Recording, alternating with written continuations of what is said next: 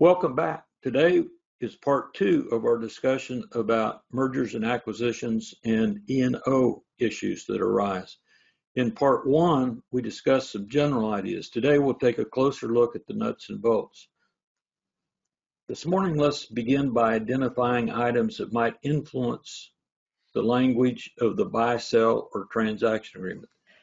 So one thing to consider is this an asset-only transaction, or are liabilities also being assumed? And the answer to this question will absolutely influence the decision to purchase an extended reporting period endorsement, also known as an ERP, or in some cases TAIL, on the seller's policy. Otherwise, when assets and liabilities are being purchased, the purchaser may choose to seek coverage from his E&O carrier for the seller's prior acts. So to get into a little bit more of that, if an extended reporting period form is to be purchased, the terms of the E&O policy will dictate the price. Each policy is a little different, and some require payment before the ERP endorsement will be issued. Others will allow it to be issued after payment. This may require some lead time, so it's best to address it as early as possible. Another thing to consider is if prior acts coverage is requested from the buyer's E&O carrier, it will be underwritten by the E&O carrier and may require an E&O application and loss runs from the seller as part of their review. I would add that an agency's value is based on the expected future cash flow of that agency. One of the biggest benefits of going through the process is really identifying the risk factors that exist inside an agency.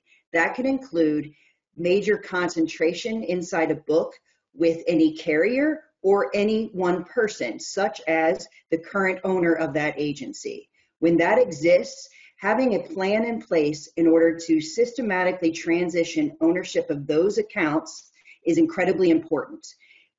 Going through this process allows you to identify those risks, put together a plan. Without a plan, you could have a major loss of accounts in your agency that could lead to a difference in the value of your agency and ultimately the coverage needed for your agency. So just to be clear, each situation is different and each requires advance notice and advance planning. What would you say, Carrie? Yeah, that's correct. Another item that you want to consider is how quickly the policies will be absorbed by the purchasing agency. Is the expectation that the policies being purchased are all moving to the buyer on the acquisition date, or will they be renewed in the buyer's name during the upcoming year?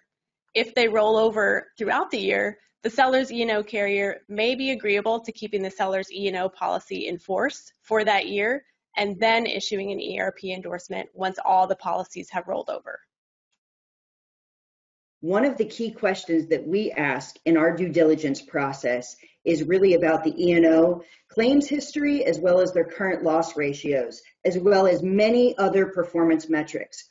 All of these factors really should influence your decision as you're thinking of purchasing an agency, because again, the combined entity will be impacted by all of these factors. So it can impact your P&L, your opportunity for contingencies, as well as your profitability. So knowing what these factors are is incredibly important as you're making this decision.